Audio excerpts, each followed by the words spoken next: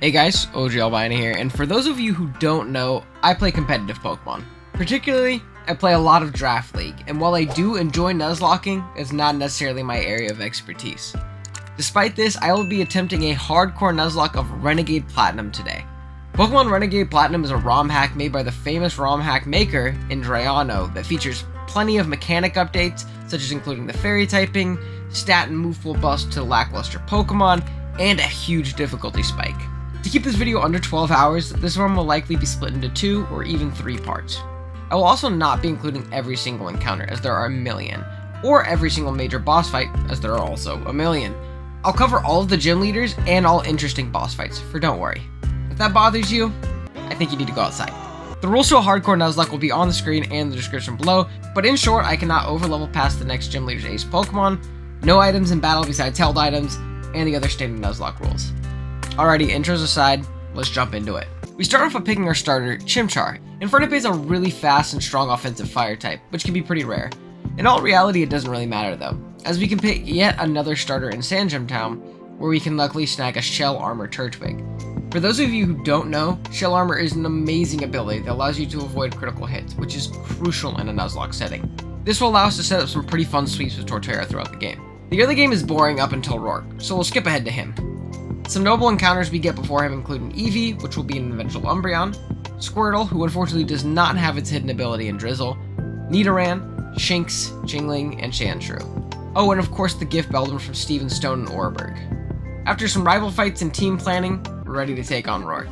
I really wish Rourke was more interesting and climactic. You see, as scary as his team looks for this point in the game, there's one major hole. His lead Nosepass only has electric type attacking moves. This means if you have a ground type with setup, like Geodude, or Sandshrew in my case, you can set up a bunch of defense curls, become unbreakable, and sweep through him with bulldozes. Like I said, very anticlimactic, but with how tough this game gets, I'll take as many free fights as I can. From here, we head up north to Floroma Town and then into Valley Windworks to take on Mars and her infamous Purugly. This is going to take a bit more strategy. I lead off with my Chimecho, which cleanly OHKOs her lead Zubat with a Confusion. This then baits in Aryama, so I pivot onto my newly acquired Quilava to take on an incoming Silverwind. From there, I have a clean OHKO with Flame Wheel, due to the Typhlosion line getting access to an absolutely bonkers ability in this game, being Adaptability. Bronzor comes out next, and I don't quite OHKO it. So I pivot right onto my Drifloon and throw off a few Ominous Winds before getting crit and taken super low. I was also confused by Confuse Rays, so not wanting to risk my Drifloon this early in the run, I made the pivot into my Chimecho to throw off a Yawn, then a Psywave, before going into my Monferno and taking it out. Lastly is her Purugly, and knowing a normal attack is coming out, I can go into my Drifloon, then out into my Luxio to get an Intimidate off on a Feint attack. I repeat the sequence one more time to get it to -2 before throwing off a decently strong Spark and getting a lucky Paralysis. I then once more pivot into my Drifloon, then back into my Monferno to resist a weak Feint attack.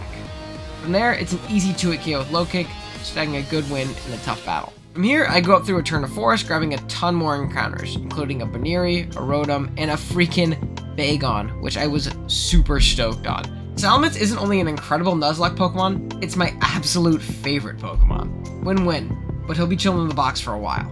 In the meantime, let's take on Gardenia and get our second badge. I lead off with my Quilava into her Blossom and 2-hit KO with an Ember into a Flame Wheel, learning Lava Plume as I level up. Next in is Tangela, which gets nuked by our Lava Plume. Brattle is next, which allows a pretty free pivot into Staravia, where we can get an Intimidate and throw off a strong Aerial Ace before getting Leech Seeded. After switching back into Quilava to get the seeds away, we can KO the Grass Turtle with a Lava Plume. Percheron comes out next and ever so graciously sets up the sun for us, allowing us to throw off a Lava Tomb that could have scorched an entire field of cherries. Or so I thought. Flower Gift gave this thing enough SPDF to survive somehow, but after healing and taking a big Weather Ball, we can lay it down with one more Lava Plume. Last up is our Ace Roserade. Knowing I'm in range, I made the pivot out into Metang, got off some damage, then went out into my Chimecho to finish off with the Psybeam. Then Breloom came out, so I switched right out into Roselia and took it down with a Sludge. And with that, the second gym badge is ours.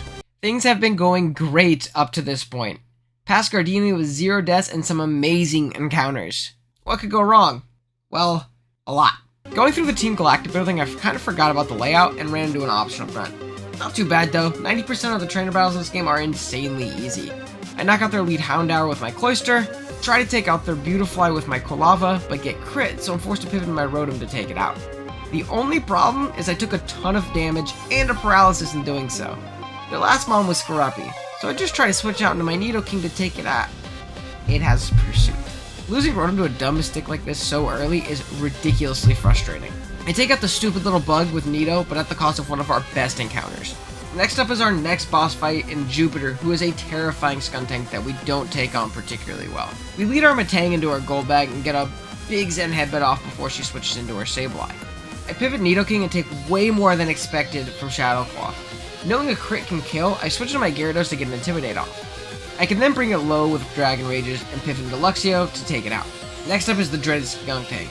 I go into my Cloyster on a strong Night Slash that thankfully can't crit due to our Shell Armor ability. I throw off a big Icicle Spear, but unfortunately get poisoned by a Poison Jab. This is terrible, as it puts us in range of another hit plus poison, even after our Oran Berry. I do have Ice Shard as a priority option to pick it off, as it's very low, but it takes just a bit too little, and we go down to Poison Jab plus poison damage. From here, we go Lava and take out the Skunk Tank with a quick attack. Next up is Golbat, which also goes down to a Lava Plume, but not before we take a Confuse Ray.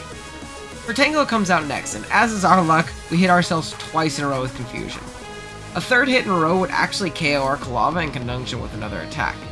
Expecting a Shockwave, I pivot to Nidoking, but instead of going for Shockwave like I expected, it goes for a Giga Drain, putting us in KO range of another. I then have to pivot into Metang, and even with our resistance, we just aren't doing enough damage in conjunction with Leech Seeds, so I switch out into Luxio to unfortunately sack it off in order to get some damage and a free switch back into Lava, which obviously finished off with the Lava Plume. This is a pretty unlucky battle, but we didn't have any losses we can't recover from. The Rotom loss still stings way more. While progressing the story, we get some amazing encounters in Togepi and Gligar, which is unfortunately not Poison Heal, but still great. We also get a key evolution from our Eevee into an Umbreon. We do have some big boss fights before Fantina, so let's get over those first. First up is Mira, and despite her team being kind of lackluster, we don't have the best matchup for it. I lead off with my Nidoking into her Togetic and get off a Toxic Spike to poison her Porygon 2 on switch in later. From there, I 2-KO Togetic with Poison Fang. Next up is her Kadabra, in which I pivot into Metang and knock it out with an Iron Head and do a Bullet Punch. Out comes Haunter next, which Umbreon can take out pretty easily with some bites after some annoying misses from Double Team and a Curse. Last up is Porygon 2, so I pivot into Graveler taking way too much from a Signal Beam. Knowing Graveler will now have to make the ultimate sacrifice, I sack it off to get a free switch into Monferno and KO with Porygon with Fake Out into Low-Kick. It sucks losing Pokemon like this, but in a game with so many encounters, it's not too bad. You just have to know when to cut your losses and when to save a Pokemon because it's important for later in the game. Now we have to take on Dawn in a pretty notorious fight. In particular, her Lopunny is terrifying in this game. It has access to the normal fighting typing alongside the ability Scrappy, allowing it to hit Ghost with its stab combination. This allows it to function sort of like its Mega Form in later games. For those of you who don't know, normal fighting with Scrappy is perfect coverage and completely unresisted. This is terrifying for this point in the game. Let's see if we can get through it with our team intact. I lead off with Wartortle into her Piloswine. After a Fake Out, I pepper it with Water Pulses until it goes down. Next up is her Grottle, so I pivot out into my newly acquired Drifblim and hit it with a huge Air Cutter, but then get crit by a Seed Bomb, taking us down almost into the red.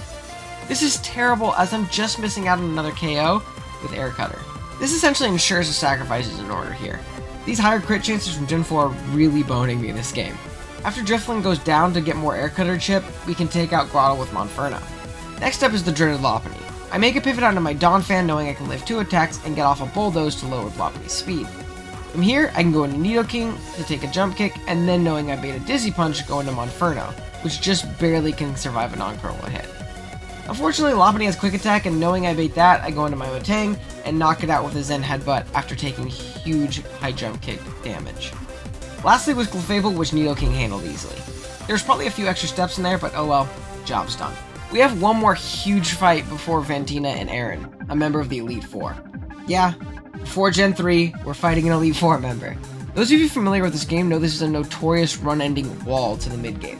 Thankfully, Flygon HG's run of this game had recently gone up, so I stole his strategy, came up with my own completely original idea that basically involves PV stalling his lead Dustox out of Toxics, getting it to -6 special attack with Captivate, and sweeping with our newly acquired Gligar. It was the perfect plan. Except I didn't know that Captivate only worked on the opposing gender, and my Nidoking and his Dustox just did not get along. This was during Pride Month too. Come on guys, get with the times, open your minds a little bit. Anyways, this made the process a ton more iffy, as I could no longer lower this thing's special attack and started chipping down my team fast. Thankfully, due to Gligar's natural bulk, once we got rid of all of its toxic PP, we could set up 3 Swords Dances and a Rock Polish, allowing us to OHKO every single member of Aaron's team with either Wing Attack or Bulldoze, outside of his Scizor, which was a roll. As to not risk my Gligar, I went out into my Monferno and finished off with a 4 times effective Flamethrower. Definitely super sloppy, and my lack of in-game knowledge showed there, but I'll take it for sure. For Fantina, I also had the super original and not stolen at all idea of leading Umbreon, lowering her lead Drifblim special attack a ton with Captivate before she passed all of those negative stats out with a Baton Pass. From here, I just swapped in my newly evolved Togekiss, threw off a Yawn, then went into my Shell Armor Torterra, set up a few Rock Polishes and Swords Dances to get an easy win. I even remembered to edge my Torterra right up to level 34 so it would learn Crunch upon level up. The only issue is I took way too much damage from Miss Magius as it got a ton of special defense drops. I was able to take out her Drifblim and Dusclops, but due to the damage, I had to switch out a Banette as it's threatened with a potential Shadow Sneak KO. From there, Umbreon got off a Bite to chip it down, then after being disabled, I passed a Wish into my Lopunny to KO with a Fake Out, Quick Attack, and a Return. Next up was Gengar, so I made the switch into Porygon, got a quick discharge off, then after taking a Dazzling Gleam into a Will-O-Wisp, I made the switch into my Dugtrio. Here I make a pretty big bonehead play. I had Sucker Punch, but to avoid getting burned and getting no damage off, I just threw off a Feint Attack. Plus I figured my base 120 speed Dugtrio would outpace his base 110 speed Gengar a level below me. Well, my Dugtrio must have been a relaxed nature with a speed IV of negative 37, because I was outsped and subsequently taken out. In hindsight, I always should have suckered. It was stronger, and the Gengar obviously saw KO, so it wasn't going for a Will-O-Wisp. I also could have just checked my speed stat. Oh well, you live and you learn. Unless you're Dugtrio. Then you die and you probably don't learn. I go Lob next and KO with Fake Out and a Quick Attack, boosted by my Silk Scarf. Last up is Spirit Tomb, which Togekiss can nuke with the Moonblast, getting us our 3rd badge. I'll get it out of the way now. I hate double battles. My tiny single battle brain just doesn't get them very well. Because of this, I already wasn't looking forward to the newly forced Pokemon Mansion double battle versus Saturn and Gentleman Backlot, which is a terrible name by the way. I was even less excited when I found out it was a multi-battle with Barry, giving me even less control over how things go. They lead off with an annoying sleep-based core of Wigglytuff and Bronzong, so I lead a Chesto Berry Typhlosion. I throw off a Lava Plume and unfortunately knock out Barry's lead Staravia, but do big damage to the opposing Pokemon, even landing a burn on Wigglytuff. The next turn I get a clean double KO with Lava Plume, and thankfully I don't burn Barry Snorlax. Next comes out Espeon and Toxicroak. And being pretty low, I switch my Typhlosion into my Chimecho, who eats a Power Gem Poison Jab combo and then munches on its Citrus Berry. Barry Snorlax is useless in the meantime, go figure. The next turn I barely clutch and live a Poison Jab from Toxicroak and knock it out with Psychic, as Espeon protects itself from Snorlax. Octillery comes out next, and this thing has insane coverage. If I knew what move it would go for, I could maybe pivot Executor, but being that I'm so low, I bait a random move. Unfortunately, this means Candy Cane's time in the sun has to come to an end. Thank God I didn't switch too, because Octillery went for a Signal Beam that was surely headed for my slot. Snorlax finally does something and knocks out the Espeon. Next up I go Eggs and KO Octillery with an Energy Ball. All that's left is Raichu, so a few Psychics can take it out. I'll take only one death in this roller coaster of a fight. Between our next fight, we get a ton of great encounters in Pikachu, an eventual Raichu, Spirit Tomb, and a Thick Fat Marrow. Yes, Thick Fat. I get it, usually that's pretty bad. Huge Power is objectively 100 times better, so I was pretty bummed at first too, thinking this thing would live in the box the entire run. But man oh man, was I wrong. You'll see over these next few videos, we've got a ton of use out of this little guy. Alrighty, Baleen time. We lead off with our Togekiss holding a Choice Scarf so that we can cleanly OHKO her Medicham after taking Chip from Fake Out. Next up is Toxicroak. To avoid a Poison Jab, I go into Spirit Tomb, and we wall this thing pretty well, so I can use it as prime setup fodder. We start setting up Calm Minds until we get frozen. Just great. Luckily, we unthaw and knock it out with a Psychic, but at this point, we're much too weak to stay in on a Machamp. I go into my Gliscor and set up a bit with Swords Dance and Rock Polish. After Wing Attack KOs the Machamp, Infernape is next, but it also just goes down to an Earthquake. Then we have the terrifying Lucario, so we go into our Gyarados and 2-hit KO it with Aqua Tail, as to avoid priority. Lastly is her Gallade, which we can yawn and chip down with Blastoise's Muddy Water, which also lowers its accuracy. It takes a while because of Light Screen, but eventually we do take it out with 0 Muddy Waters to spare.